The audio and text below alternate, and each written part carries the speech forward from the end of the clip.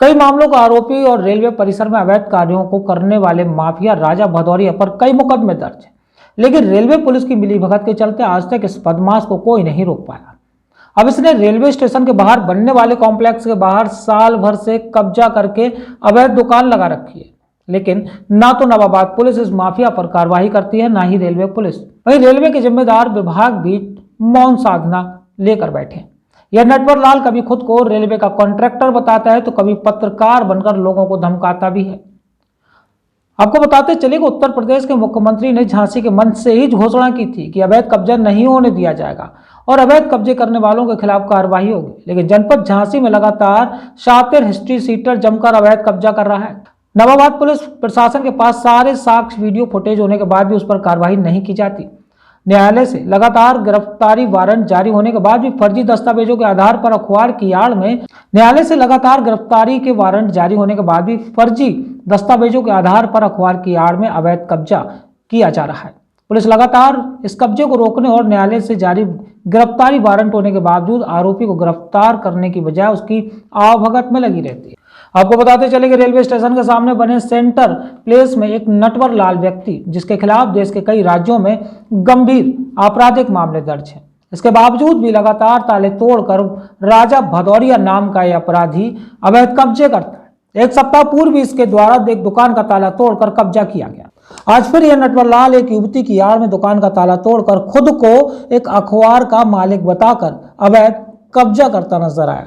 घटना की सूचना पर पुलिस मौके पर पहुंची, लेकिन इस नटवर लाल के सामने पुलिस मौन साधना करते हुए खड़ी हो गई और उसने कोई कार्रवाई नहीं की, जबकि पुलिस को जानकारी है कि इस नटवर लाल के खिलाफ पहले से कई मामले दर्ज हैं और न्यायालय कई बार पुलिस अफसरों को पत्र लिख चुका है कि इसकी गिरफ्तारी की जाए, लेकिन इसके बाद भी नवाबाद पुलिस द्वारा कोई कार्रवाई अमल में नहीं लाई जाती। वहीं रेलवे परिसर में ये लगातार अवैध दुकानें लगाता है, खाने पीने का सामान बेचता है, लेकिन इस पर भी रेलवे पुलिस कोई कार्रवाई नहीं करती। क्या हुआ आज ये हुआ कि सवेरे सवेरे मुझे सूचना मिली है, चौकीदार ने मुझे सूचना दी है कि वहाँ पर सेंटर पैलेस में एक दुकान में किसी ने कब्जा कर लिया है। वहाँ पर कब्जा करके उसने क्या है कि अपने एक किसी महिला को बिठा दिया, लड़की को वहाँ पर, और वहाँ से गायब हो गए लोग।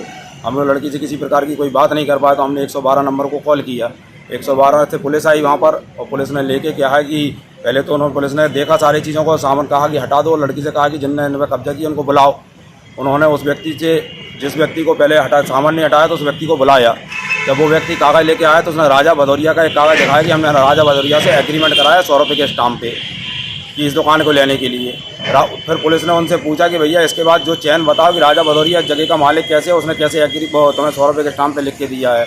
तो ऐसा कोई कागज़ वो दिखा नहीं पाया, तो पुलिस लेके आ गई नवाबाद दोनों पार्टियों को लेकर। बीच में हम लोग तमाशा ही बन गए हैं। किसी भी थाने से किसी प्रकार की कोई सहायता नहीं हो रही है हम लोगों की, क्योंकि हर कोई पल्ला एक दूसरे के ऊपर झाड़ के हम लोगों को बेकार करने की कोशिश कर रहे हैं, और इससे कभी भी कैसी भी घटनाएं घट सकती हैं वहाँ पर। आप क्या चाहते हो?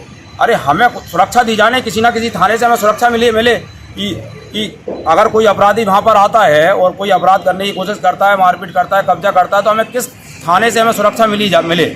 कोई थाना इसके लिए तैयार ही नहीं होता। वो एक दूसरे को पल्ला झाड़ के हम लोगों को बेकार, हम लोग तमाशा ही बन चुके हैं इस चीज़ को। किसी भी तरीके से पुलिस मुख्य दर्शक है, हम लोगों के इस्तेमाल हो रहा है, कुछ नहीं हो रहा। क्या हुआ मामला? क्या हुआ मामला अभी जस्ट आज सुबह जो है सेंट्रल पैलेस मॉल में जो है कब्जा किया गया। किसके द्वारा? राजा भदौरिया, जितेंद्र कुमार गौर या इन जैसे और लोगों का। हमारे मैनेजर साहब हैं राजौरिया जी, इनको धमकी दी गई है।